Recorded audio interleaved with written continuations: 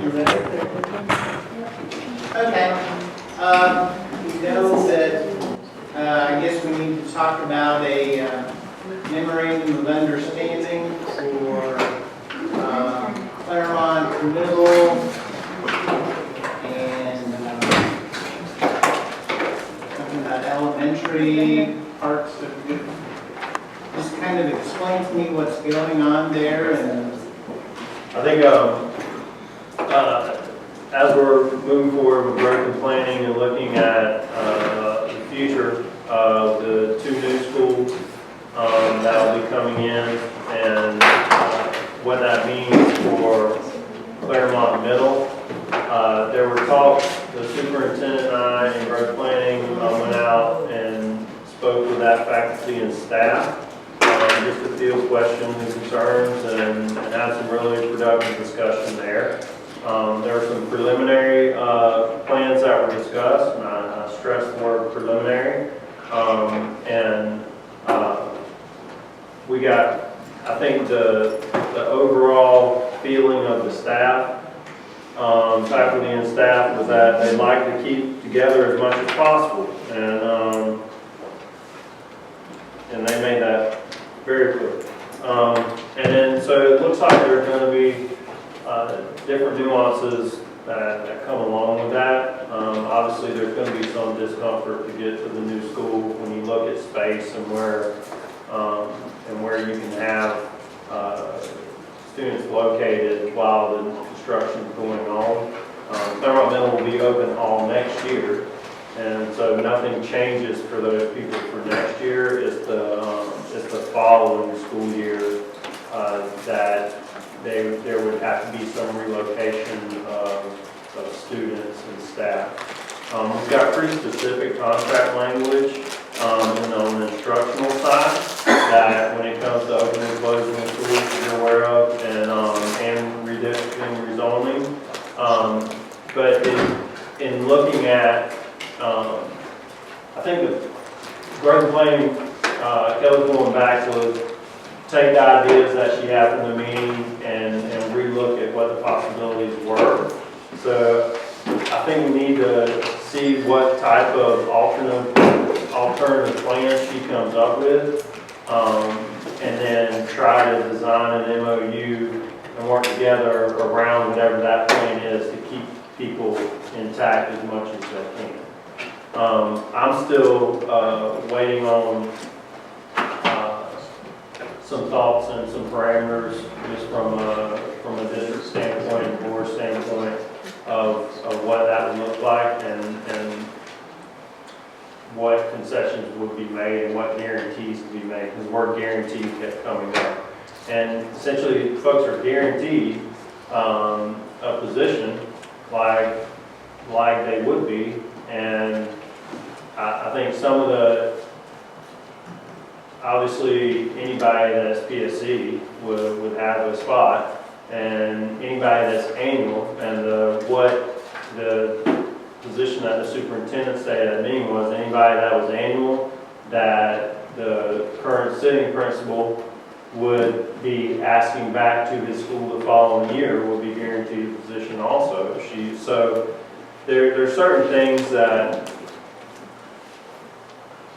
I think are still a little bit undefined before we can design an MOU that's specific enough to address and consider all the needs of the teachers and with respect to how the structure of the new school is going to go. So as those things reveal themselves, I think we'll probably need to sit down and have some, separate maybe impact discussions on how that's going to happen. So we definitely had a really good representative and facilitator there. that's why she's here. At you want to add to that, and or what is it you're looking at for?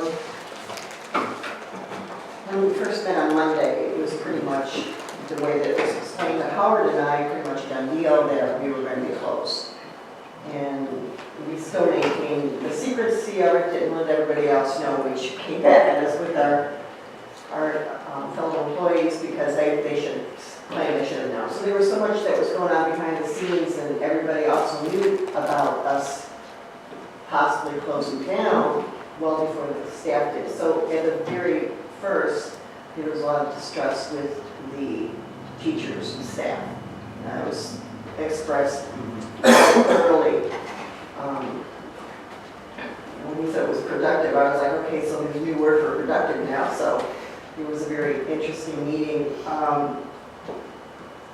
There was a lot of discomfort for everybody, and a lot of the teachers have been there for a long time. And we all talk about community of learners.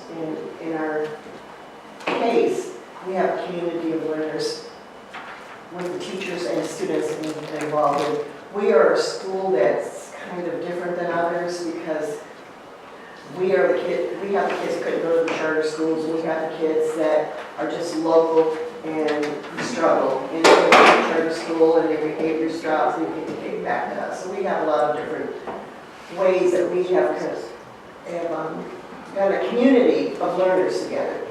So our teaching staff, we work well with each other. Majority of us, no problems, we work well.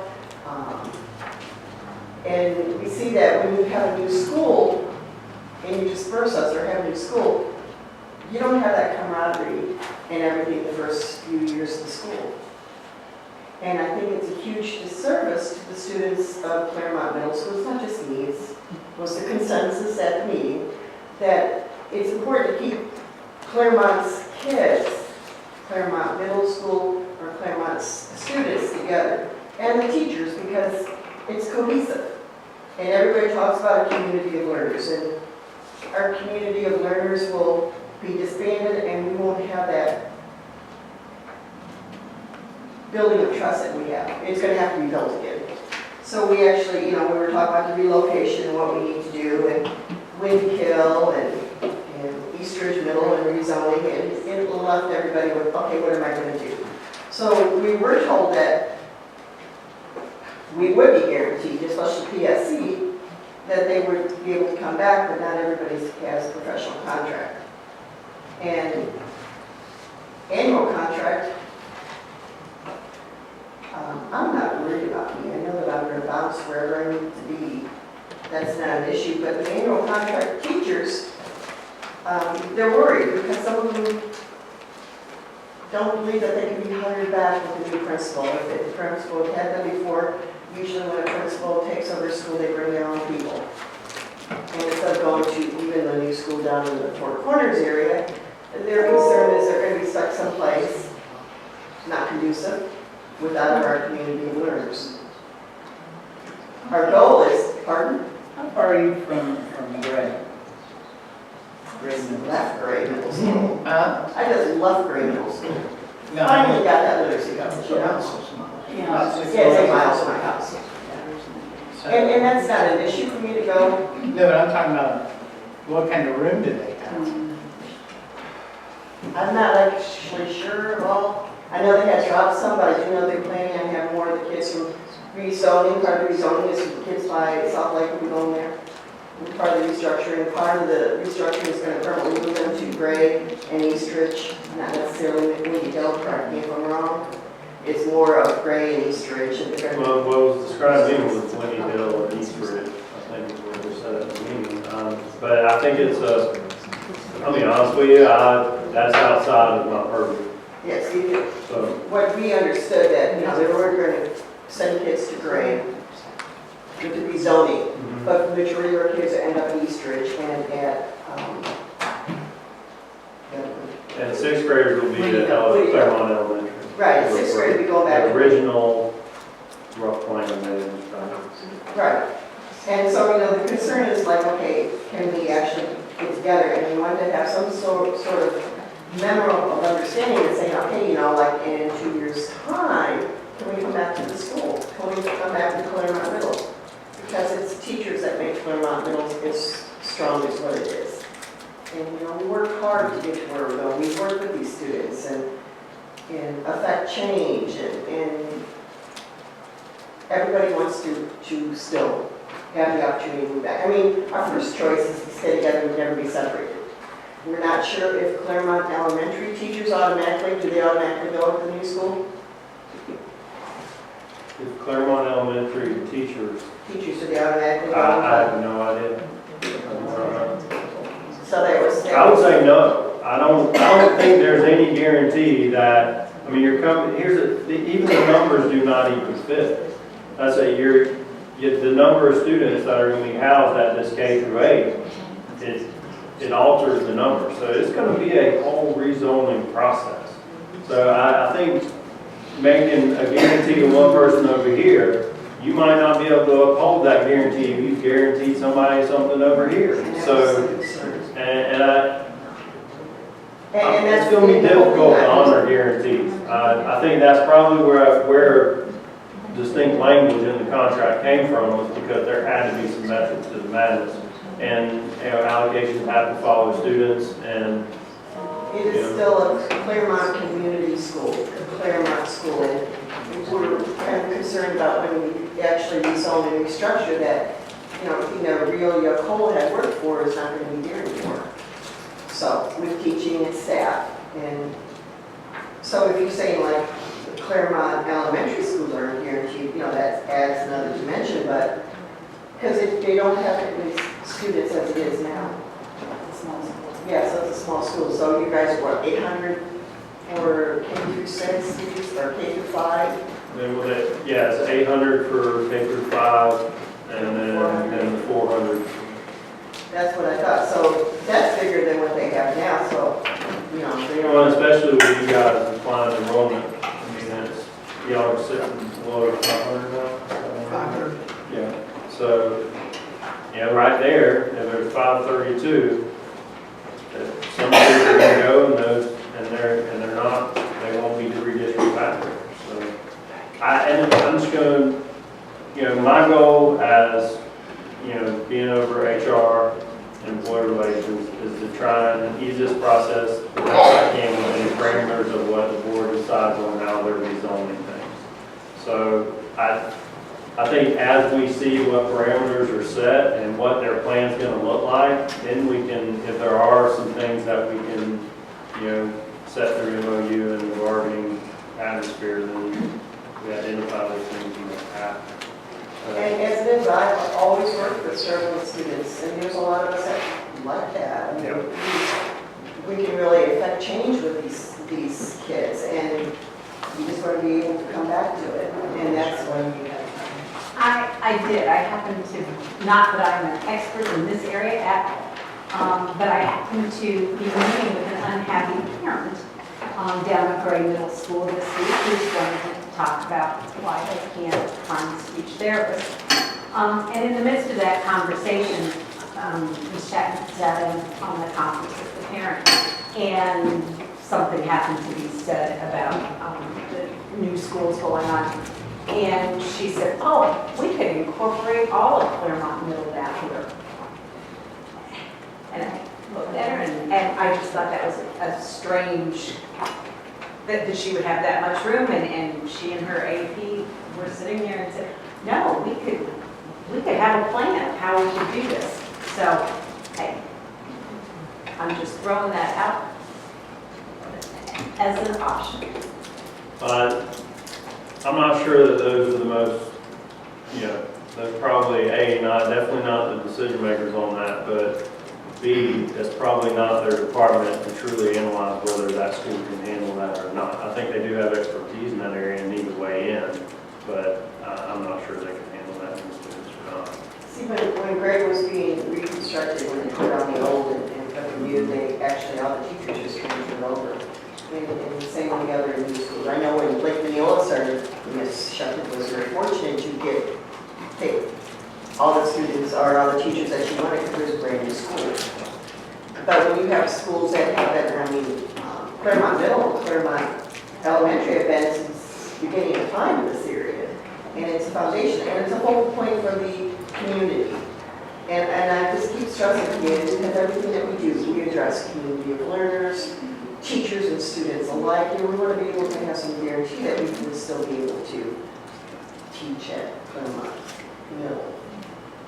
So, I think I could all the points. I'm asking you. Well, you know, I'm old and forgetful. But the structuring, the restructuring, everything that So, we're gonna have impact. Okay, we can't do an MOU today, because there's too many Very pieces in play. How would you all suggest we move forward? A group to come up with, as we look at the plan, look at other options, you and Howie and Rob and Chad sitting down and kind of crafting an MOU and bringing it back to us? Oh, I love it with Jen on it. Works for me. Just, like I said, we've got, I guess, some further direction. I think, if we're truly considering everybody, I think it's going to get really interesting when some of the public feedback comes into this discussion, and the parental feedback. And they're setting up to make sure that those avenues are available for people to express and discuss their thoughts and visions. So I don't have that plan, that's not my department, but their plan for communication, we definitely we can get that out. And We definitely, I want to be kept in the loop with that because we were one-sided. well, We feel so we were that's what I'm gonna say. I think, the board has to know first. Board knew Monday, and she got out to you guys to meet with you on Thursday. And I think for years, people have known there was gonna be change at you guys' school. We can't prevent all speculation that occurs, and we definitely can't control it. So, I hated that there was a lag from Monday to Thursday to get out to sit face to face with you guys. And I think the superintendent apologized for that not happening, Monday and Monday, but it was the only way that she could get it done, so.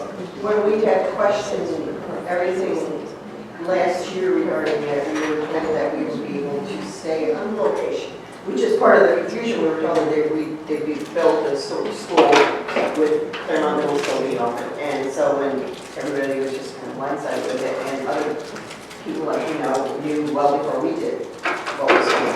So that's what, I guess we want to be kept in the loop with everything that's going on and not be blindsided. Yeah, absolutely. I would like to comment. I attended both of the schools that we're talking about as a child. I attended what is now Claremont Elementary School, as Claremont Junior High School. I attended the school that I'm currently at is my Claremont High School.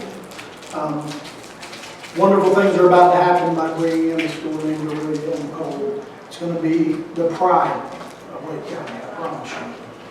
One thing you need to know about Claremont Middle School that's not very well advertised is we moved from the 19th most diverse school in this district to the 10th most diverse school in this district in 3 years. Because of some decisions that have been made outside of our control. And we're not here to criticize anybody. But what we are proud of is that of those 10 schools, the top 10 most diverse schools in this district, we're one of only 2 B schools that are in that top 10. It's us and Triangle Elementary School. I have great teachers who work very hard to serve a very difficult population. And we do a good job, despite their flawed leader. But what I do have to tell you is, I told you that, didn't I? I told you not to. Well, it's okay. But what I will tell you is that I'm in till the end of next year, as long as I'm allowed to and asked to, regardless of whatever decisions are made. And it's going to be hard because I've already started telling teachers who come to me and say that they're going to look somewhere else, that they should, because there is no such thing as a guarantee that they're going to be able to come back to Claremont's Aurelia M. Cole Academy in 2023. I don't know where they're going to be going between 2021 and 2023, and Chad can't tell them that he knows. I can't tell them what that I know, and they don't know. But what I do know is that they have families at home, that they have to put food in the mouths of their children, and that's what's important to me. So if I end up next year leading a school that has a whole bunch of people who aren't certified in the area that they are, but I have people to offer those kids an education, and that's what matters to me. I hope that most of the teachers that I have that I know are talented enough to keep that school a B or move it toward an A. I hope they all stay. But I will tell you that I've already lost my culinary arts teacher. I've lost a guidance secretary, and I have already had several other non-instructional staff let me know that they've applied elsewhere. But you know what? I got big, broad shoulders, and I'll carry Claremont Middle School until it's closed. Thank you. And I plan on staying until it's closed too, because I just think that the students still need a sense of continuity, somebody that they can go to and believe in. And so I am, like I said, I will land on my feet, I always have. And I just want to do what's best for the students. And I think we stay in here for this year instead of looking elsewhere, is what I need to do. And there's some of us that are of that mindset. So should I set up a meeting with the players, or? I think we need to look at, and see what the board's plan is on discussing the issue and see where we all in our respective roles fit into it and make sure that they hear from everybody that needs to be heard from. But the problem is when they do it at a workshop during the day, it's difficult for teachers, parents, community leaders to get there. Well, and I think they're taking those in the communication plan, they're taking those into consideration, because I mean, if you're here for the community and you're doing it during the day and away from that campus where people could travel to, I think, that doesn't make sense. So I think they're gonna have to consider those things when they're receiving feedback and the mechanisms of how they're getting it. But I think everybody needs to be in the loop. I think everybody needs to have a voice. I know that's the board and the superintendent's vision, is to make sure they hear from everyone, or everyone has an opportunity to at least express what's on their mind with it. And that is some of my worries is next year. And in my heart of hearts and in my job, and when I know what's current on paper, my primary concern from a personnel standpoint is to make sure I get them within the parameters I currently have, the most palatable spot they can have, and ensure they have a position. That's my goal as a HR person. As far as guarantees and plans that are not written yet, I can't really speak on that yet, but my concerns really are next year and making sure that, and I agree with much of what you're saying, and I don't think I've taught in a poverty middle school. Not everybody's cut out to do it, and you got people that have dedicated their lives to doing it, and are begging to teach middle school in a poverty environment. I feel like, so just know I'll be making sure people understand that sentiment. If we've got something here of value and that's worth a lot to a lot of people, we need to make sure we're taking care of that. And that backbone's getting broken by the teachers that are already leaving. Yeah. So that is a concern that we're not going to have continuity for the students this next year.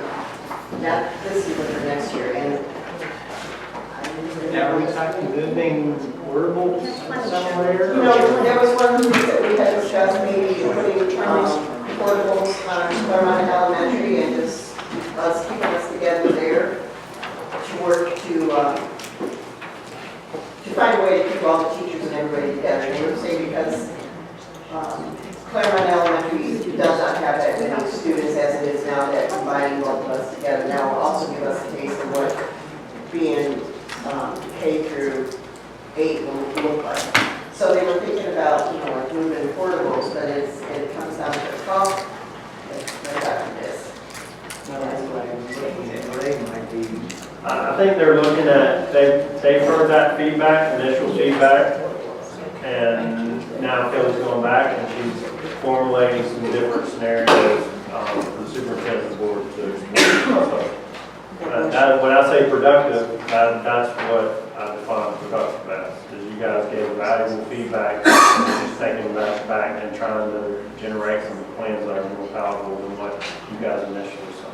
We don't want our kids to think we gave up on them. So the fact that we're giving them a little fight on the team is encouraging to the students. Just advocate. Very much, advocate, very much so. Thank you for your time and consideration. And then that would also then be the same thing with Claremont Elementary. Yeah, we're like, they have haven't been told yet, so I think somebody needs to go tell them what's going on. I don't think there's a clear message to tell them that, so. Yeah, well, that's, they hear from other people, then, I'm just saying that they might want to know, hey, you guys may not be moving to the school. Because it's horrible to be one-sided. And that's, communication is something that we really, especially for teachers Fair yourself. and I think if you look at the timeline of things, I mean, we're open all next year, and it's like Superintendent said, it's never too soon to start talking about this. But ripping the Band-Aid off and starting the conversation is going to be painful, and there's going to be a lot of emotions in the initial conversations, no matter whether we did it 10 years ago or we did it 6 months before it was to close. So I feel like we've got ample time to do it the right way, and I think you've got people in the background that are trying to build a communication plan that is sufficient and will take everybody's input, and trying to do things in the right way and make it as least painful as possible. And I'd like to give the student cute credit for fostering that kind of dedication from these teachers. Nice job. kudos. All right.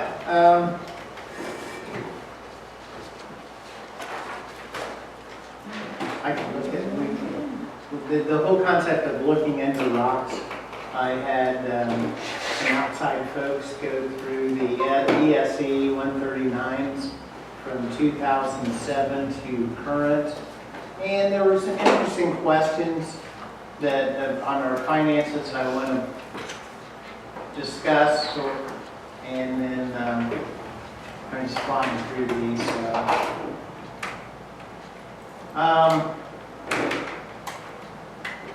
And this is background.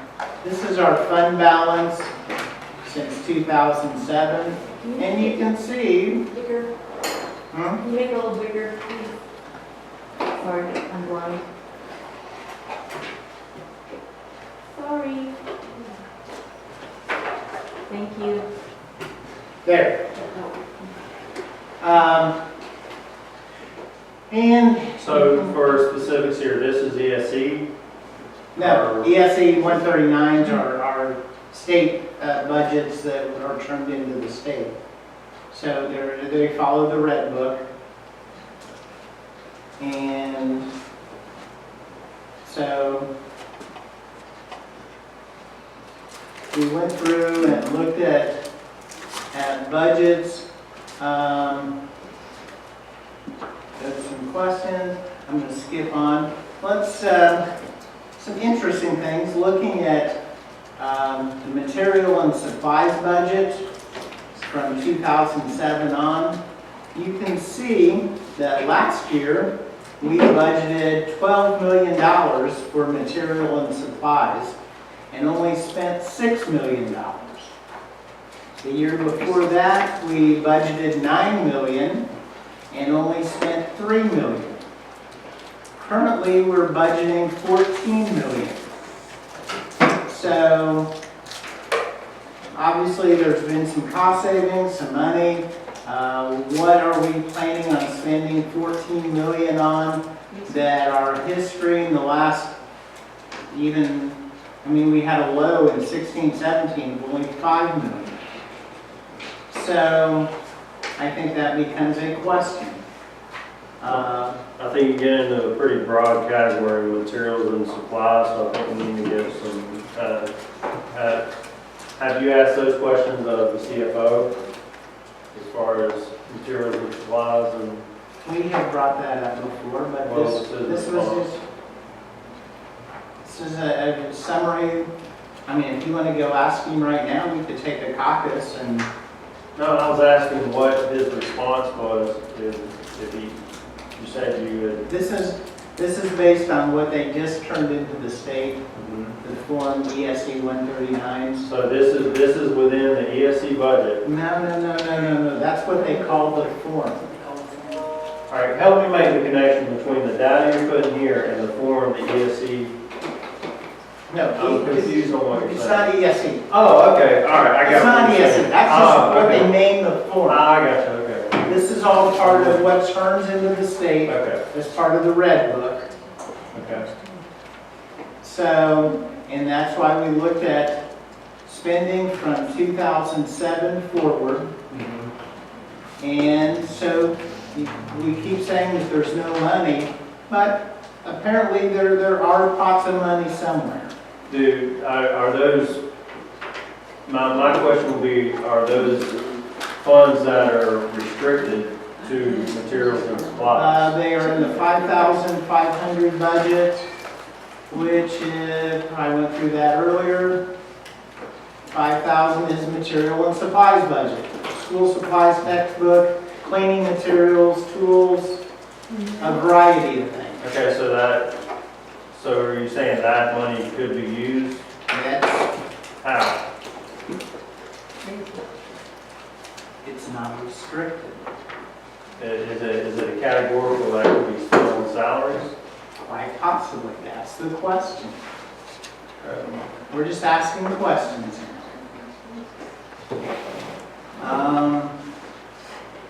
Here we look at, we looked at material supplies. We assume that the increase in 6,100, 300 was because of all of the mental health counselors, because that was a sizable increase. If we look at instructional and curriculum development services, we see last year we budgeted 1.6 million and only spent 134,000. The year before that, we budgeted over $1 million and only spent 112,000. For 1920, we budgeted 1.6 million. So the question becomes, our historical spending in this category has been extremely low, even going back to 15-16.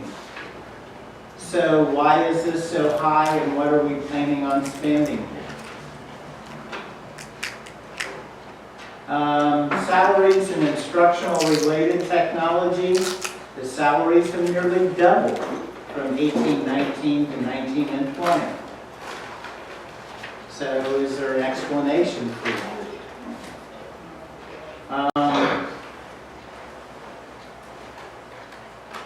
If we look at Fund 7100, 700, we've budgeted 261,000.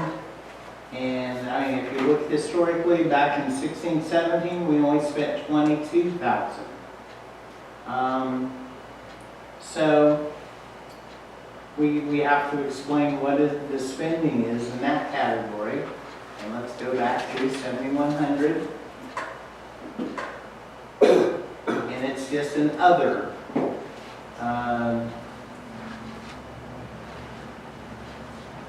So these are all questions as to, there is money in the budget. We had outside people go through our budgets from 2010-11 forward. And this is our fund balance. Our fund balance has actually been growing. We grew it last year, and now it's over 5% roughly.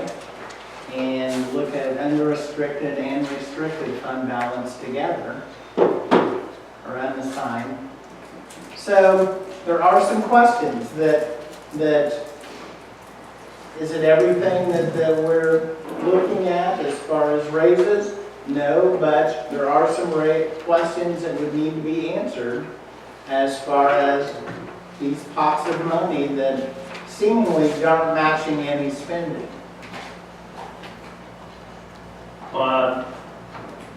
Can you email me this presentation? Sure.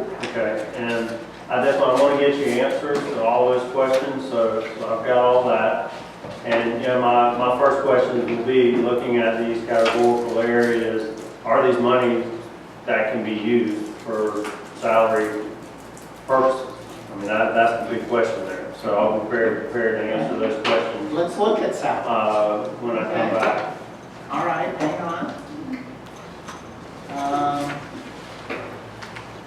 Let me drop this down.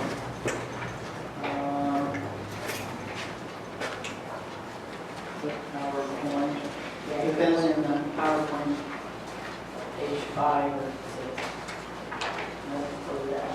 No, I'm going to the budget stuff, the salary pages. And again, 7,100, 700. Well, Save overall.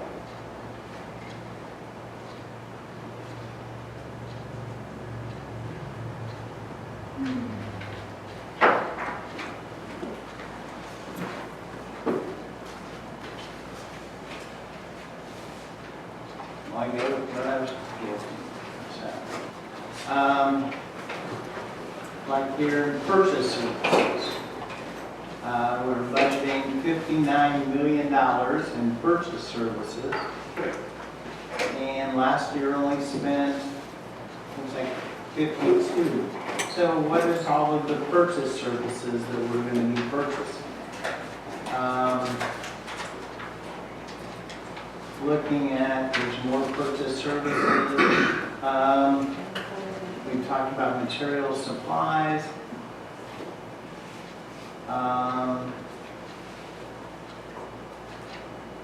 More purchase services, 1.5 million budgeted. Last year we spent 134,000.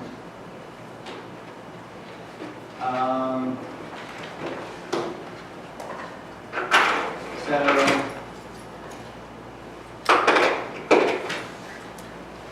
I'm just looking at the highlighted areas right now. Capital outlay, that's kind of a different ballgame.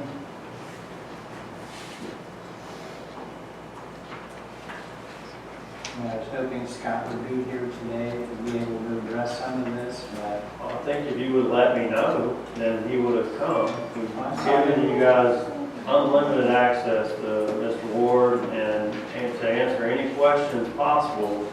And all it was taken was a heads up that whatever it's we're on the looking at, invitation list, so I'm sorry.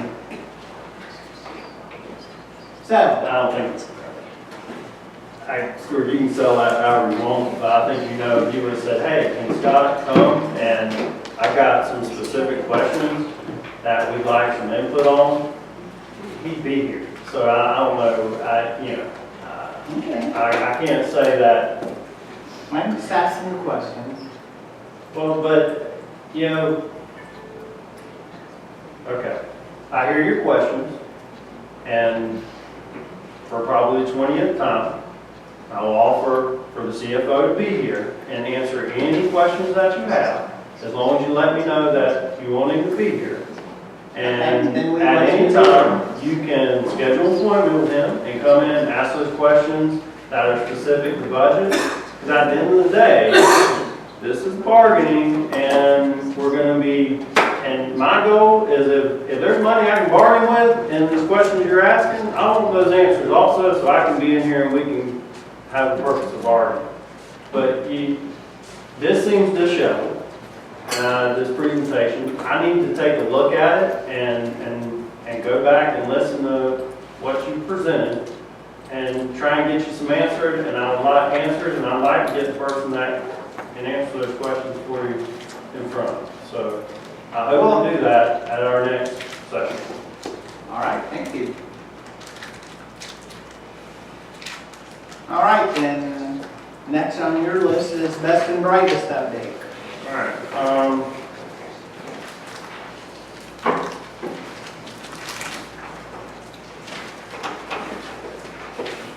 Been working on some numbers as far as who qualifies and what those numbers look like, and just give you an update of a few different things. Wait for the sheets to come around.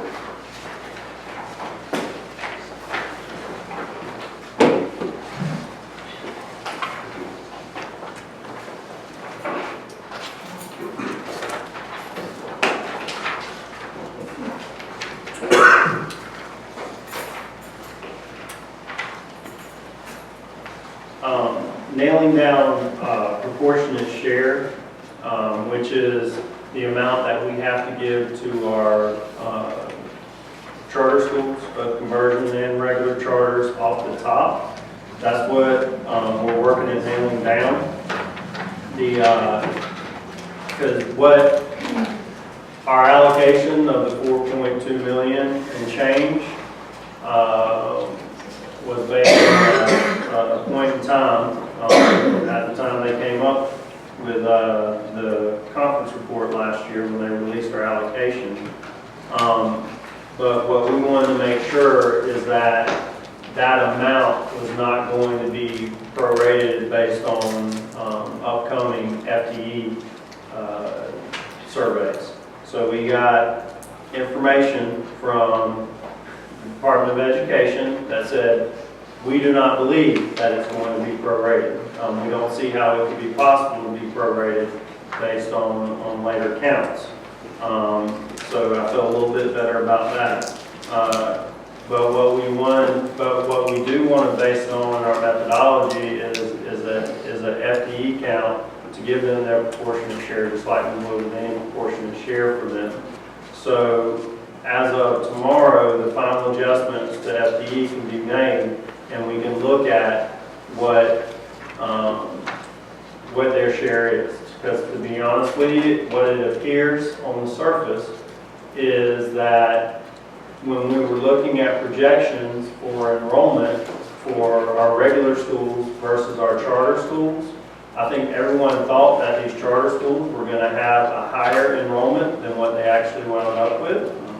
And our schools wound up, and we thought we were going to have some decreased enrollment, and I think it's been the inverse of that. I think we're going to see that we've actually got more students in our area, and they've got less than what we projected. So that being said, we wanted to make sure we were not overestimating the proportionate share and giving them more money than what would come to our folks in the regular schools.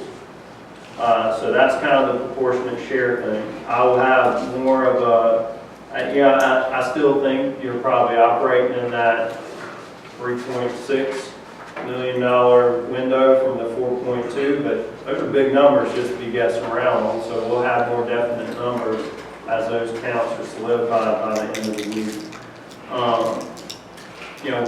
We talked about the different categories, and you guys have had it. We distribute information and we've updated this every time. So I think everybody's got a decent understanding of what makes people eligible in the categories. So I'll tell you how we arrived at some of these numbers. Recruitment. When the emergency rule was given out by the state board, they identified who would be considered a content area expert in that emergency rule and certification within those specific areas. Then people with a master's degree in those specific areas. And then the bottom qualifier was a bachelor's degree in those specific areas with 5 years of experience. So as you can see, that pot, or that, not pot, but that group of people starts to narrow, even though you have 3 different ways you can qualify there. On top of these people, the overarching qualification for recruitment is a new teacher to the district. So that's where the recruitment area, that's how that number's figured. And remember, that's your up to 4,000 pot. And I'll talk about, I've gotten some feedback from other districts on what they're doing. I can tell you, there's nobody really doing $4,000. And we've talked about that on the range of different things that go by there. The retention, we know that's the designated schools by DOE. So those numbers are solid also, and you can factor in that on the retention, those 422 regulars would, and at the conversion, but from their share, would be at $2,500 a piece at the qualifying schools. And then on the retention eligible effective teachers at 319, and they would receive $1,000 a piece. On recognition, we've had some discussion whether yeah, that's where the only real parameter there is it's based off of their effective, highly effective status, but it doesn't really say that we can't give them all the same or we can tier it out. You know, most of our discussion, I think, has said that we'd like to treat everybody the same in that. But in case the question arises of what the breakout was on that, that's why I've included the two different numbers there. And then you've got the recognition portion that goes to parapros, which are TAs for us. And that gets to the point of, essentially, we're probably going to have a joint bargaining session with our non-instructional group. So what I would propose on that is that we get with Ms. Cronin and SEIU and put together a separate session that is solely focused on best and brightest after we have those proportionate share numbers hammered out at the beginning of the week next week. And we start to talk about how those pairs would be treated in that. You know, the stipulation, just totally upfront on that, the stipulation on the pairs is that they be rated highly effective or effective. And if you look at our TA evaluation system, ours is not like that. So I think that's being handled in a variety of ways in different districts. There's folks that have equated, say, like if you were satisfactory on your evaluation, then that equaled being eligible and being effective, highly effective for some type of eligibility for that award. So those are things that we'll need to discuss. So there's some people that have excluded them, some people have included them. So I think Ms. Cronin needs to be at the table before we discuss anything that impacts them. You know, if you look at just at first I was worried about a double dipping scenario, but by the nature of it, that doesn't really wind up happening. On the few people where you've got some, it's like an SLP for instance, and there might be some multiple assignments in the school qualified, doesn't qualify, but at pretty much anybody that would have double dipped, they were placed into the category that would offer them the highest bonus. And there was only like maybe 8 folks that would have included. And it was very wonky type stuff. But it would err on the side of doing what's best for those folks at the highest amount. So what are we talking dollar amounts here? Dollar amounts, I think it's going to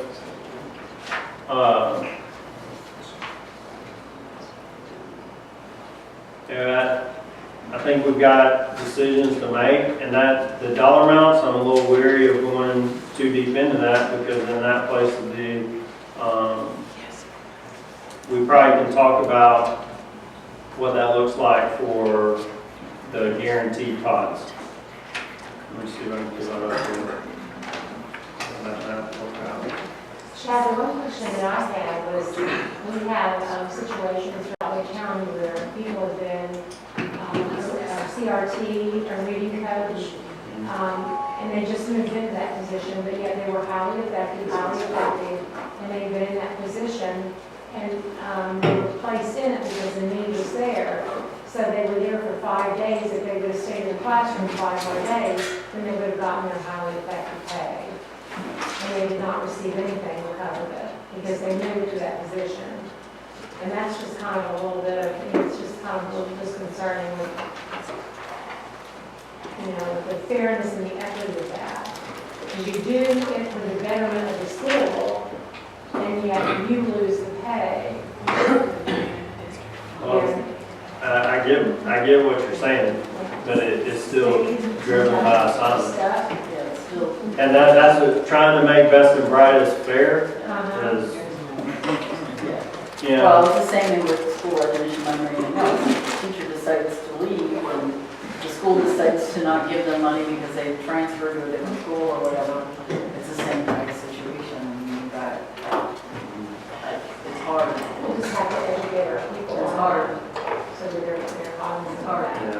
I think if you notice, I'll speak a little bit, if you notice that, not that particular thing, but where that number comes in, it looks maybe a little low, like some people are not included in this.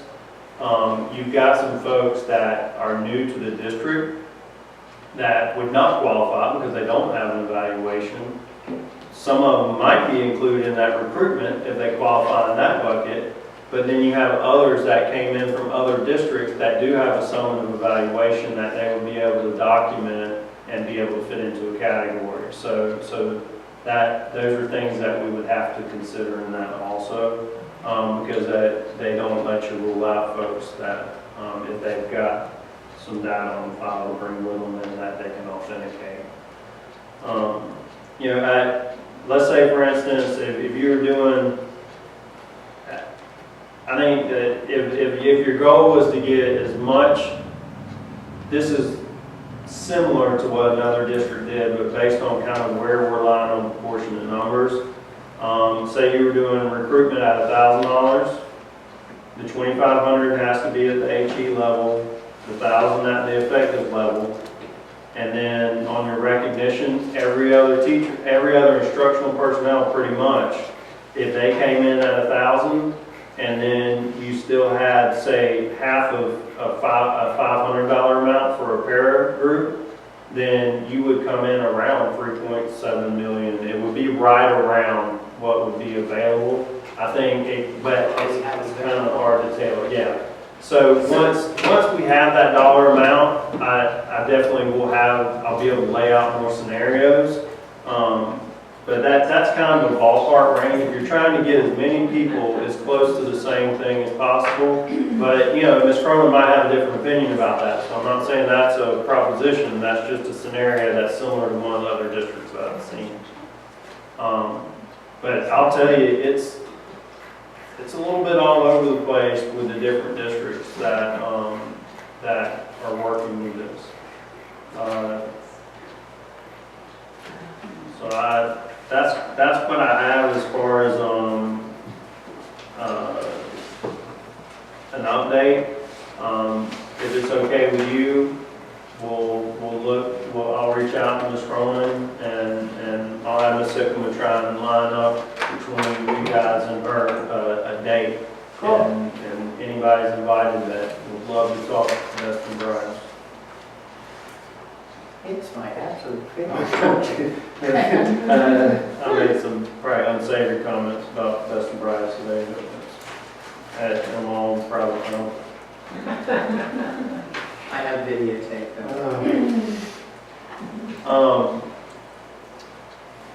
One thing I have on here that we had not discussed, but I wanted to see was of interest, our extra stipends that we do every year that are mandatory by statute, which are your DA schools, your Title I schools, and your critical needs areas. I wanted to make sure that these items were at least budgeted at the levels that they were last year, and they were budgeted at the levels they were last year. So, yes, I have a ma'am. question on that. I know someone who works at a Title I school, and they were told that they would not be getting the Title I money this year because it was only going to the Title I schools that had low performance. I don't know who told them that, but that's not accurate. Really? Okay, that's interesting, because they don't have it in their pay. Well, that's They don't have it yet. that's what I'm saying today, is that comes through MOU, and when we have to sign off on that so it can be processed. Okay, but you're saying then it would stay the same as last year? If we come to agreement and sign an MOU that says so, yes, ma'am. Thank you. And if we can come to agreement on that, which is essentially what I'm proposing through memo of understanding, is keep the levels the same as last year. And if so, we would have enough time to get those done prior to winter break. So that's for up to you guys. I might take some caucus if you guys want to talk about that. I don't know. I'll give you a copy to read over. what's different from last year is the $250 that went to DA schools. We've already included that in the other memorandum of understanding because, as you know, our MOU was way more complex for DA schools this year because of all the unisig and all that stuff. So that's not in this, but that's already taken care of. So this is the remainder of the Title I schools, and it's, if you recall, we made sure we emphasize this for all instructional personnel at those schools. And then the critical shortage was that $750. So I'll let you guys take a look at that. Now, can the critical shortage and the recruitment be tied together? Recruitment for best and brightest? Yeah. No. I think this is separate. I'd be skeptical to tie anything to best and brightest because it is going extinct if I had to guess. Well, except But there's there'll be something to legislators improve. who love it. Yeah, that's for sure. Well, it's their baby. So no, I would not say this is tied to that. So this is a scenario where you might have somebody that's new, but also in one of these positions would receive those dollars. And the list from the state did not change on critical shortage areas from last year. Are we still including some of our, we have some of our own? Ours is a little more robust when you get down to some of the specific areas. Yeah, and that, I think I'm fine moving forward with the same group that's on here. It's up to you guys. I think there's definitely, anytime you look at this and we have additional areas, you have to question whether there is truly still a shortage in that area. I don't know, like TV production, that's not something that hits high on our recruitment list whenever we're out, scraping the earth looking for teachers. We're not commonly looking for TV production teachers, so I don't know. That was kind of the outlier that stood out. But a lot of these other ones are in pretty difficult to fill areas. So I'm guessing SLPs are still there. yeah, they're still there, along with a lot of other ESE. I was going to say EBDs. Yeah, they're there. So.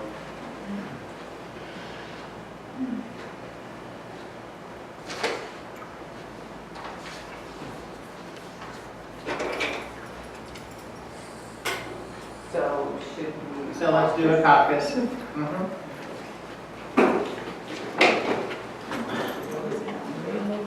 Doesn't matter to me. How many do we have? We're about even. We've only got 6, so that might. So you want to get Well, low? I think my no again. We're claiming him over here on the You want to go to the conference room and sit in a couple little chairs? Yes. More like Girl Scout. Is that your grandbaby? That's right. Oh, Sorry, I'm showing grandfather pictures. Say what? We're showing my granddaughter's pictures. I'll pass them You around can show later. off. Very cute.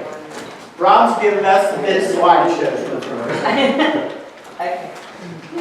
Mr. Farnsworth, we have just a few questions I'd like to ask. All right. Okay, so,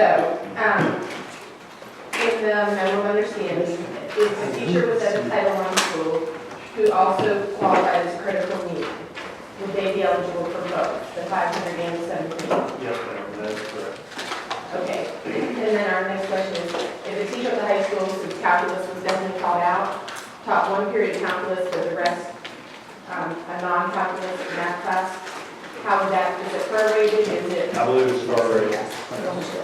So we get one here. They get 1.777, whatever. Yes. Thank you. Another question that kind of goes along with this, but not exactly. Somebody called me last week and asked about when they were going to be getting their money for grade share. I understand that can change every year, but also for their masters.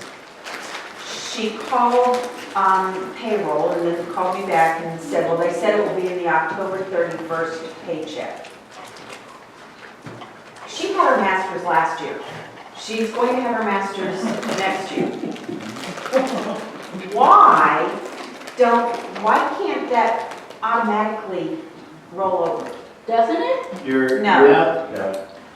Yes and no. We are, and this is to you guys' favor, because this is different and unique to our district, in that your master's additional degree supplement, once you have come in as an employee and you show that it is in your area of certification, you get that initial larger amount. But then, on top of that, and some folks are grandfathered into that, but there's an additional advanced degree supplement of $500 that has to be, not only are you have your degree and it's in your area of certification, but you are assigned to teach students in that area or assigned to that area. And that's the part that after the October FTE count, we know everyone is solid in what their assignments are, and that's when that's authorized, and we try to get it out as close to the end of October as possible. I could understand that, but that is not the case for this ESE school specialist. Her paycheck, she said, is $200 a paycheck less than what it was last year.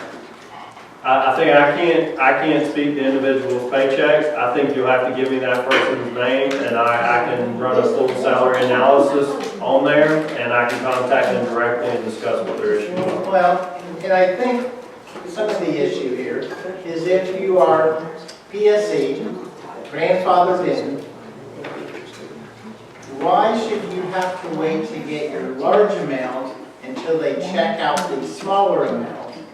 Why can't that automatically roll over and then the smaller amount gets plugged in? What you just described is exactly what happens. It rolls over. Yeah, The that's larger what he amount said. rolls over, and the smaller amount, once it's certified, or once it's there that this is what their teaching assignment or their assignment for the year is at the FTE count, that's when the additional amount comes in. But it rolls over, but it doesn't show up in their pay It is. until October. No. I can bet, when I'm 100% sure, So what I'm telling you is, what you're 100% sure of is that you don't see it. What I'm telling you is, once it's there, it's rolled into your base salary.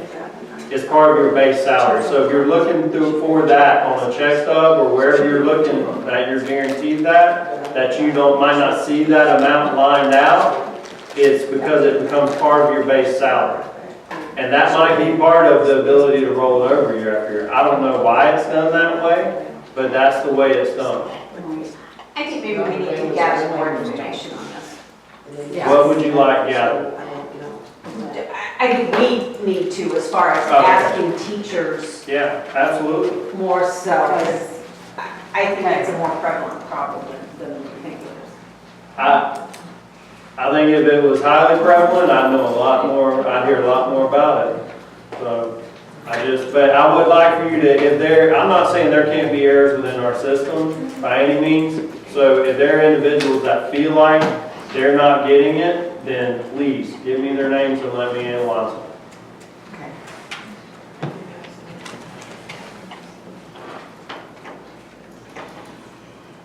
Oh, yes, and the other thing about going back to the critical needs. Thank you. I was like, not highly qualified.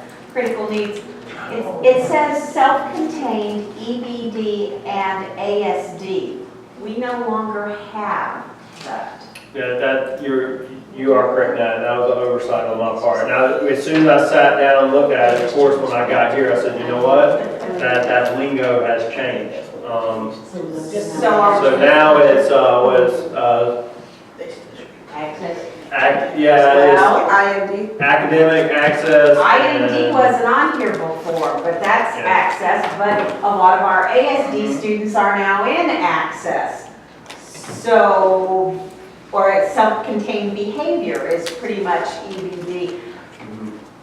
But so the self-contained behavior gets it, but not self-contained academic, which is not self-contained access? The intent is that, I think all those people were labeled different than they were last year, correct?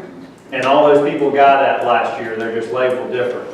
I think my goal is to make sure that the current labels for those people are adapted in this MOU, so that the people that were covered for get it. Okay, so self-contained, like self-contained IND Well, let's list them out. received it last year? I believe so, yes. Okay.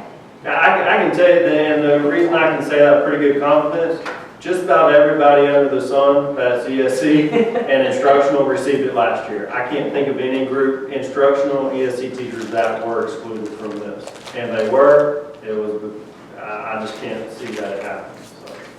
So what I would like to do is, if you agree to all other parameters of it, make sure everyone from that ESC instructional area is covered, and then we can move forward with it. Does that sound good, Charlotte? I'm not going to beat a dead horse, but if you would look into it, I was just told that it's always been a line item on a paycheck called advanced degree. And it does not show up until the end of October. Okay. That's what I've been told for years, is that no one gets anything until they check out everything. And I understand for a football coach may not get a stipend because we don't know who the football coach is going to be. And if somebody has an advanced degree, a master's or even a doctorate, And I'm PhD, I mean, I was 25 years or more, so I always had to wait for that degree money to be added into. But again, I'll be more than happy to check that again.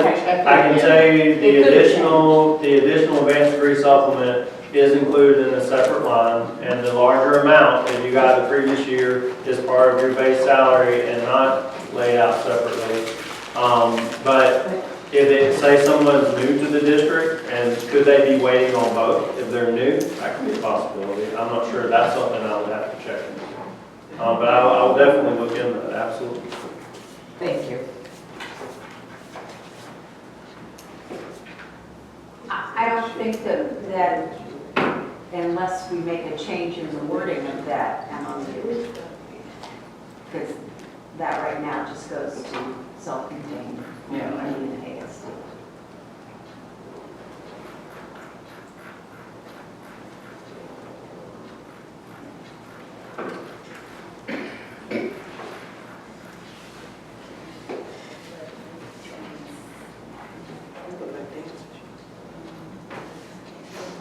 Okay.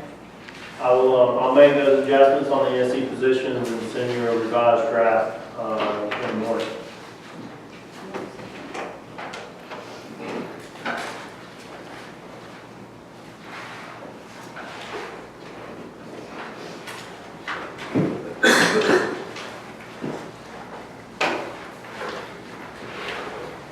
So it will be academic access in the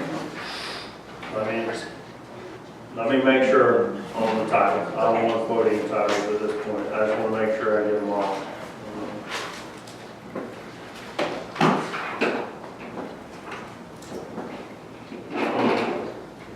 You guys had put forward some language last time in Article 10 that reached across several sections, and you guys haven't had the opportunity to even speak to any of that yet. So, and looks like we've got about 30 minutes.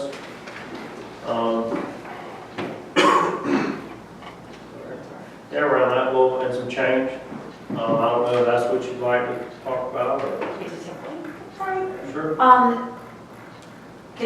You said that all ESE teachers received it.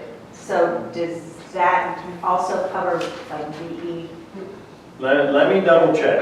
I'm not sure VE was your regular pushing VE folks. I'm not sure if they were included that or not. I need to go back, pull samples and double check to make sure. So, Yeah, I didn't think so either, but then he said, well, all. Well, And I'm like, I think it's just self-contained. Yeah, I think it is just a self-contained, so I probably overspoke saying all ESC folks, but let me look I'm and see. thinking VE self-contained didn't get. I need to double check. When they changed all the labels, they threw me for a loop. I didn't want to be on record saying yes. And then- I'll say that for you. Okay. Okay. Kathy? I came. All right, go ahead and talk about it. What would you like me to do to start at the beginning? Sounds good to me. Okay. Section 1 was about the extra student supervision. Basically, it was because of the leadership team. So basically, and I'm not for sure where, I know there's 4 different places that it mentions the leadership team in the contract. What many of the administrators did is they went back and renamed something so that the LCEA person could not be on the so-called leadership team. Some are actually doing it properly. We have all the statistics, we have all the data, that some of them are fine having somebody there and some of them are not. So that's why this was put in there, or any other name used. If the team meets during the school day, a plan for coverage will be adopted for all meetings. Again, because sometimes leadership teams, when they're met during the day, they're meeting it when it was convenient, or again, leadership team doesn't have a classroom. Excuse me, Kathy, who needs a copy? I I passed them out at the last. Right. Right. I was having a brain baby. I can go Can I can show pictures if you want? You need pictures, I'll make copies of those too. We can put them up on the board. Yeah, I can do that. There you go. So basically all it is just ensuring that I'll just make a LCEA representative or a designee, someone would be included in these leadership teams in order to make sure that equitability on all 4 of those things, but in this case, in this one, because we were finding that people were calling us, or people were saying, well, no, I'm not on that. What do you mean I'm supposed to be on that? Well, and I think part of this was new and born out of when we did a lot of work in this area. And I don't want, and I'm going to take the other direction, not that they were changed the name of their team and had these discussions to exclude people from LCEA for input on these topics, but because they have leadership teams in place that they're running the school and making decisions for the school that do not involve the 4 topics that we included into this. So that was changed for them also. So I mean, I think the focus, the intent from what I recall was for LCEA members and instructional, not just members, to have input on certain processes that you guys recognize as being concerning. So in order for them to not make it look like we've created something and we're not including you, they did have to change the way that they were doing business, because they have to have leadership team meetings, because that's the course of their day. That's what they do. I'd like to speak to that. And really what Chad is describing is what we did at our school, because we wanted to make sure we met the expectations of the contract, and those items that required those people to be present, we expanded our leadership team to include them and meet when we can. But there's day-to-day operation things that happen, and we have to have meetings 2 or 3 times a week when many people aren't available. But I will tell you, the makeup of that team has many LCE members on it as well. So but the intent was to make sure that we met the intent of the contract there, and moved forward with the need for the school and the students. Correct. And again, as I stated, some of the schools are doing this, and there are some that are not. We gave, last year it wasn't, we didn't stress it a lot last year because it was new. Yeah. So for example, this is talking about the supervision. But for this year, many of the reps are telling us that, well, no, I wasn't involved in any kind of scheduling of duties. You know, I wasn't involved in any kind of making things equitable with people. We're still having people calling us about, you know, the substitutes that, well, no, they grab me all the time because I'm available, or they grab so-and-so because I'm available. So there still is no equitability among certain things that have been done. And as this one pertains to the duties, the extra duties. So that's the logic behind this, let's say, in other words. Now, again, I know a lot of times scheduling is done before, you know, it's done during the summer, it's done during things, but again, they said, well, I was never called to even ask if I was available, or if somebody would have been available to come and discuss some of the scheduling or so forth over the summer. It was just, again, done and used as it's always been in the past. Can you send me the data that you guys collected on it, so I can kind of see who's, okay. Yeah, I thought we did like that. I don't have anything on I'd have to look. And of course, again, it would be stuff from last year that we did. So I don't know whether it would be as current. Well, and that's what I wanted, because in Full Buck, we embedded a lot of this into different parts. I wonder, do we look at those roles that we established you guys rightfully need to give input on? If maybe we pull those out and put them into their own designated spot that said, you know, you will meet with a team of people that will include and discuss the duties within the parameters that are currently embedded in the contract. Maybe that's what we do, we extract them out. Because I know I sent out your list a lot. A lot. Yeah, and I'll send it out too. And I know you guys, we tried to handle it on the individuals when it came up. And then that way, I think it would also be easier to kind of take that list, merge it into a section, and so it's clear for everybody. Because, I mean, we don't want anybody to, by nature of it, I think it was kind of, both sides felt a little bit like, what are we supposed to be doing now? So. Well, and as I said, last year we didn't do a whole lot with it because it was new and understandable. And like I said, we did collect the data just to see what, okay, yes, this one's doing it, this one's not, this one's, of course, all the schedules and stuff are already done. I mean, we realize that. So, and that might be some reason why, I mean, some of them were not at many of the meetings because some of that was not being done during the school year. Yeah, Again, we were hearing from people, you know, said, well, you know, now we have our schedule now, but I wasn't included in that schedule. So, or asked about it, but. And I think a lot of them, what they've been doing is they've been asking the union reps to come to the grade chair meeting. And that's when they're not what they're in the video a lot of times because it's the changes that are being made for the summer, and that's what's happening. So, I mean, there's a lot of different ways that people are doing it throughout the school system. We are not consistent on that at all. And this is a new concept Right. of management relation teams utilizing the employees and union reps. So, I mean, this is all a new concept. Not only for Lake County, but state of Florida. I think extracting it would be a great idea. Hmm? So I think extracting it. Yeah. Then the reps would know. Also, you could put, you know, as a section just for rep/designee or something, or other, just to put it. Or the administrator. Administrator would know that. And I think it might, I don't even know whether last year's data would be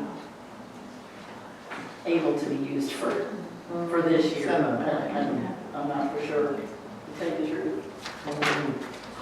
I mean, we might have to get some new data. I got you. No, I think that's fine. I mean, we might have to get some new data on that. I can probe a little bit and see. Might have to get some new data.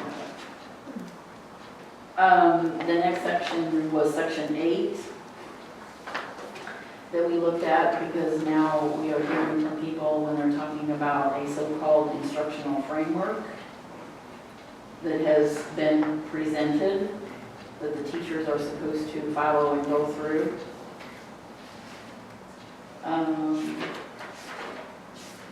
And then the plans, the load-bearing teachers.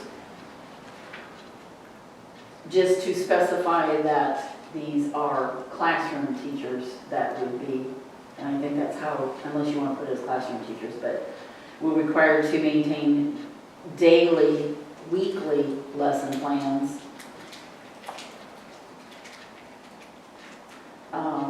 And such plans do not follow a standardized template instead of format. And then again, I took the, will include information identifying course standards, because that's kind of what everybody's doing anyway now, is standards, not outline items.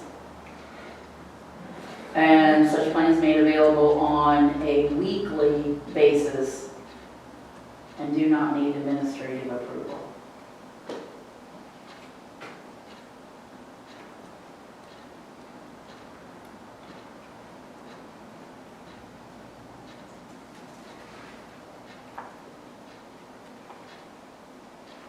Pretty got forward, but I know you guys will eventually want to talk about some of these things, so I don't know, you want me to just keep going? and No, explain, I think in or section 8, how- like, as our administrators in the room digest that also, if you guys have some comment I'd like to hear.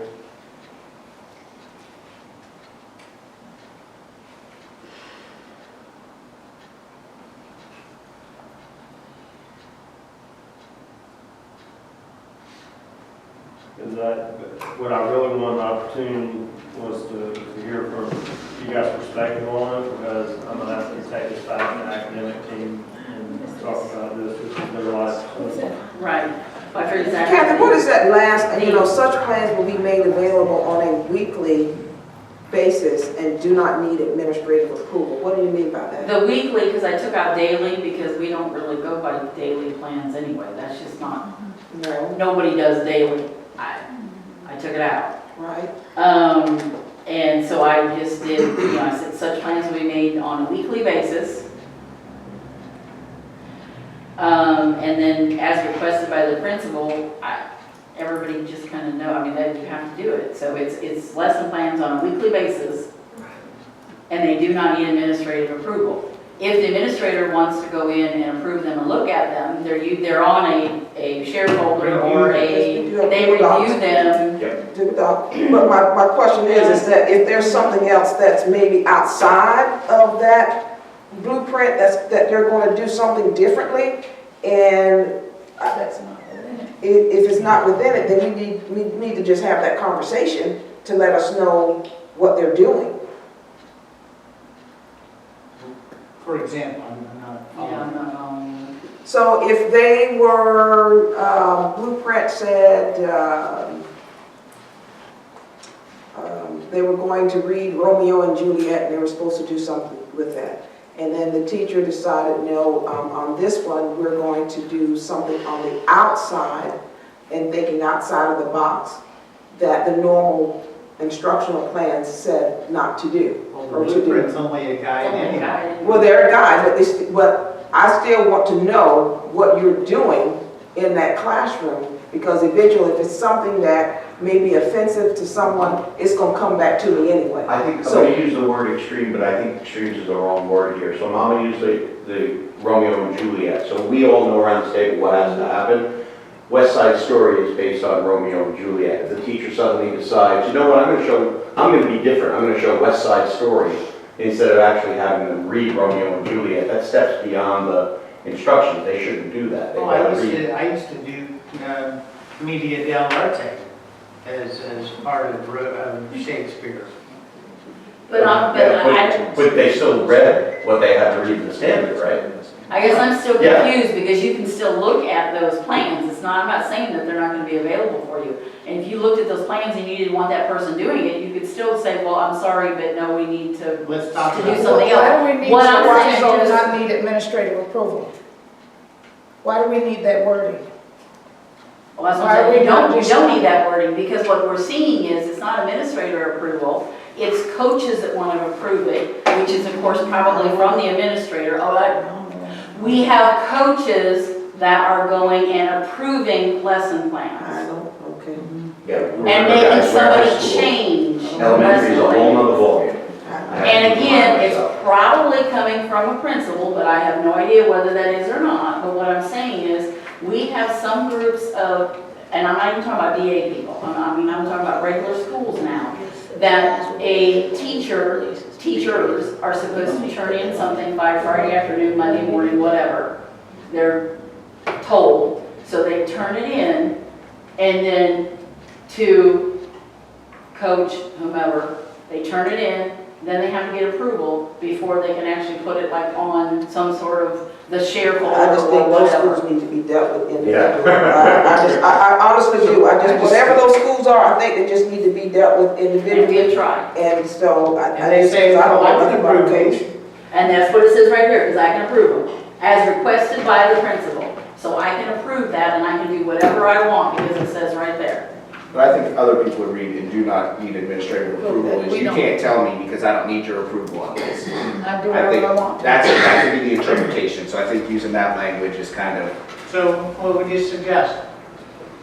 I don't know if we need anything there, just that I they think be the such plans be weekly. made available on a weekly basis, period.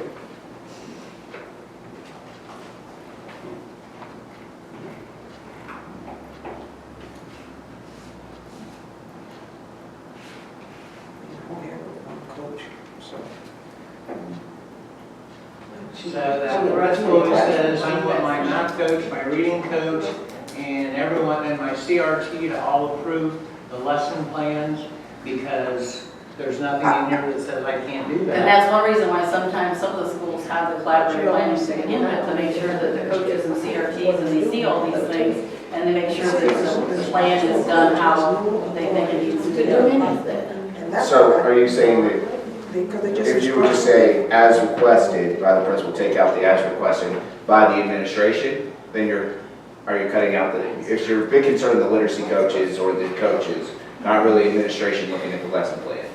Is that what the concern is? Basically, it's. And is this more it's- elementary or It's middle? anybody, I mean, really basic, I mean, it's anybody really looking at something because somebody wants to, and it could be elementary, I'm trying to think of middle school, because I know there is at least I'm one. trying to give you an example. I'm trying to just think of Let's the middle just school say, that told us. your plans were moving on to associated property. Well, distributed property comes before that. So you realize, when you come back in Monday after you've gone over all the work, that the kids did not really get it, even though you've been working on it a long time. And you write reteach up there. So you go reteach, you're going to reteach distributed property, and then, the associated property is still on your lesson plans. If the administrator comes in, you just have reteach up there on your little board up there so that they know what you're doing. So I don't see what the problem is. I'm thinking if I go in Crazy? and somebody is teaching something that's completely out of their standards, that I don't need that administrative approval, they're gonna say, you can't tell me that because I don't need your approval on this part. And so if they need to be in the standards, and I think, so that's what I'm saying, if we're saying it's the coaches and that stuff, I think there's some language. But if we're saying we don't want administrators to look at that, I don't agree with that on that part, because I think we have to kind of monitor that we're in the standards. Right, we are, everybody is, aren't they? And I'm understanding you have coaches, but those coaches are also instructional. So, and the teacher is instructional, so I'm trying to figure out, How they have that balance. yeah. Yeah. I don't know. I mean, I have my literacy coach is there, she's in there teaching the class. But she's not going around telling Mr. Montour or Ms. Beckett, you need to change your lesson plans because it has so and so and so and so. I just don't see it. I just don't see it. So this is where we started last year with this whole thing, was all the have to get together in the group, and it takes so long, and then in elementary school, it's not like I teach AP government, it's math, and social studies, blah, blah, blah. It was like, get them out, we do the lesson plan, there's not even a format for lesson plans. It's our lesson plans, we float it, we file it, and the administrator checks it. Done. I think the language needs to be more about the peers, like the coaches, the CRTs, those are the. And we don't have those, so maybe it's a different perspective, really. Yeah, we have none. One, literacy coach, that's it. Would it work if you just flipped it and said, and administrative approval is not required? No, because you're still telling me I that don't I think have no you're- right. I think Your principal is your instructional leader in the building. And the day that's not going to happen. To say that administrators do not have the ability to approve or disapprove of lesson plans, I don't think that's reasonable. That's just my opinion. Coming from a community standpoint, I would hope that somebody is approving teachers' lesson plans. I don't know who you want to approve them, but, and I was a teacher too, but I know I would have wanted my administrator to agree with what my plans were. If I was off track, I want to know. I mean, that's just, like I said, I'm coming from both sides. If an administrator can convey their vision for what instruction is supposed to look like in the school, and sometimes, I think a scenario is, okay, where does this boil down to an extreme where somebody's plans do need to be changed? Or they do need, and it's not, they're not digesting that they need a position for change. And especially when we go into talking about our annual teachers and our new ones and making sure they're taken care of and ready for next year. I mean, it's like, you want to continue to grow them, but I mean, let's be honest, we've got people out there that would dig their heels in and basically create their own demise. So, I mean, I think it's just... Could you just say that it would be approved by the administrators, and then if one of those other teachers, like those coaches, sort of stepped on your toes? Because they should I be mean, involved. I know that's happening, that's why I want it to say. And in the elementary schools with DA stuff, that's a totally different ballgame because the state is instructing them as to what needs to be done, and they're responsible. So, the idea is you're hiring professionals and trusting that they're going to do their jobs. So, happy. And if someone has an issue, has problems, that they're not doing something right, I said administrator can see them anyway, because they're supposed, usually they put on the sheriff folder.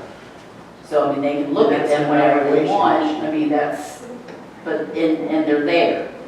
So, as someone said, whatever. So, can we just stop it then at such plans will be made available on a weekly basis, period? And then we won't have anything else. I'm fine with beginning.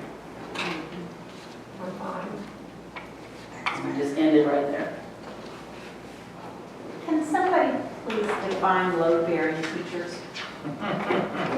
Ones who teach classes and the ones that the literacy. That is teachers not in the load-bearing. classroom, that's what. Yeah, but The literacy actual coach class is not not load bearing, but a teacher load bearing has a roster of kids.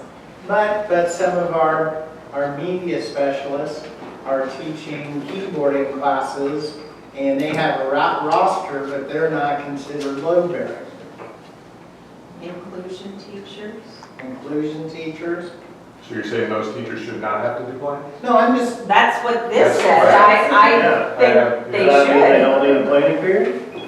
My media specialist teaches classes, and that was her choice. So, I mean, and he does a great job. I would agree with Chad, that if a teacher doesn't have to do plans, they don't need planning. She does my, They did leadership class, where the kids are dispersed out. Right. AC7. So that, She does a good job. I just feel like I get it and I think that's where the flexibility has to come into the plan, like Ben described a little bit. Now, yeah, you can't expect those people to have the same formatted plans, I don't think, as what somebody else does. But if there's planning to work with students, then they gotta have something. Some kind of. So, should we just say teachers will be required?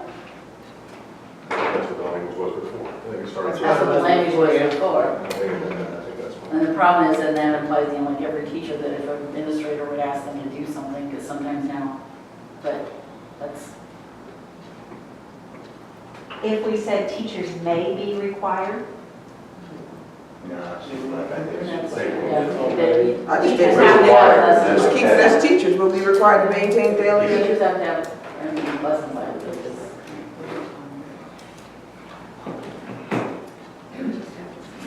Why do we have daily in there? Because it's submitted, the whole week is there. Yeah. Why can't we just say weekly? Yeah. And I guess So is numbers that- they'll know. I expect So is that how you guys Daily. receive your lesson plans weekly, is that? Yeah, they give their weekly. Friday, Weekly? Friday. They're weekly. They're in. But what I want to be careful we don't do is have somebody who writes in the Friday block, just to use old language from the old planning book days. This week I did this, or this week I'm doing this. Not have a plan for each day. They have to have a lesson plan for each day. And so that's why I think we're daily. I think that's why the daily was in there. Yeah. So that you have a Monday, a Tuesday, a Wednesday, Right. your daily Right. plans, but they're turned in weekly. And I think that's why it's in there. You know, you pull those up when you come in the classroom, bam, there it is, so that you know what we're doing. It's not like it's hidden information or anything.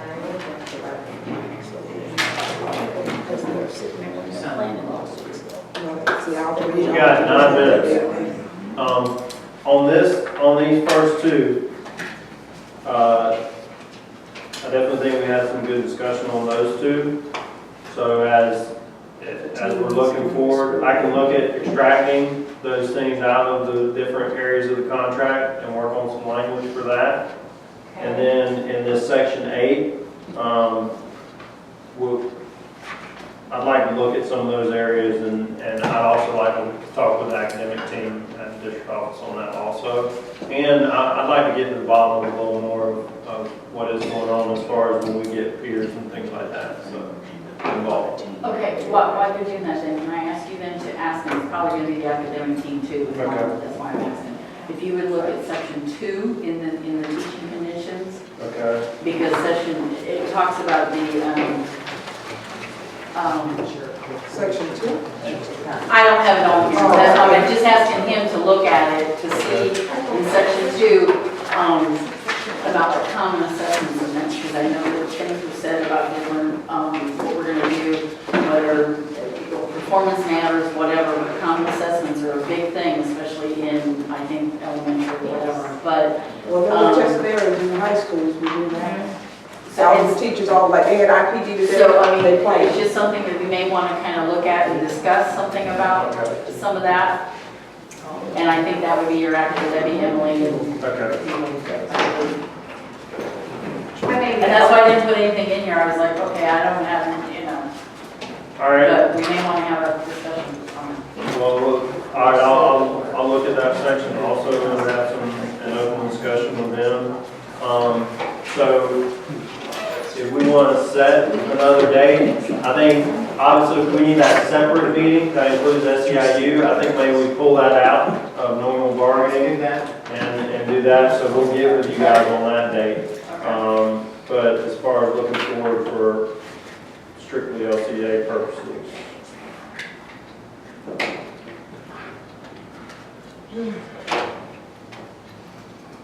and to administrators that are here, please feel free to ask your SLPs for lesson plans. I'm kind of appalled at the number of people that tell me, oh no, they don't ever ask one. How do We you have know? to post them. How do you know what you're Right. doing? We get a little weird in November, so, Oh, she don't bring it on. what do you guys think look like? She has something like, did you see it one time, she go to